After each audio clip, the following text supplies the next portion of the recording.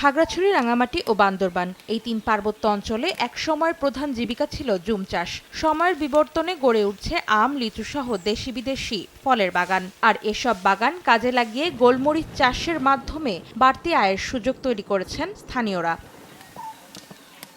গোলমরিচ চাষ সহজ, এজন্য আলাদা জমির প্রয়োজন হয় না। লতানো উদ্ভিদ হওয়ায় এটি আম, কাঁঠাল সহ বিভিন্ন গাছে ভর করে বেড়ে ওঠে। সার ও কীটনাশকের ব্যবহার তুলনামূলক কম হওয়ায় উৎপাদন খরচ কম, ফলে লাভের সম্ভাবনা বেশি। অন্যান্য যে কোনো বনাদি গাছতেও এগুলা লাগানো রোপণ করে তোলানো যায়। দেখি ওষুধ লাগে না, বাগান সুন্দর করে আমরা চাষ করলে আর সামনে আমার মতো যদি লাগায় মানুষরা লাভবান হবে আমি আশা করি। খাগড়াছড়ি কৃষি সম্প্রসারণ বিভাগ কৃষকদের প্রশিক্ষণ, চারা বিতরণ ও প্রযুক্তিগত সহায়তার মাধ্যমে এই চাষ ছড়িয়ে দিতে কাজ করছে। এই অঞ্চলের আবহাওয়া জলবায়ু গোলমরিচ চাষের জন্য উপযোগী, পাশাপাশি হচ্ছে এই গোলমরিচের একটি ভালো বাজার মূল্য থাকায় কৃষকগণ এটির প্রতি আগ্রহ প্রকাশ করছে। কারিগরি পরামর্শ দিয়ে যাচ্ছি আমাদের কৃষককে, এবং অন্যান্য যে প্রকল্পের মাধ্যমে যে সাপোর্ট গুলো দেওয়া দরকার সেটা আমরা দিচ্ছি। গোলমরিচের এই চাষাবাদ সম্প্রসারণের পরিকল্পনা সফল হলে অল্প সময়ে পাহাড়ের কৃষি অর্থনীতি বদলে যাবে বলে প্রত্যাশা সংশ্লিষ্টদের।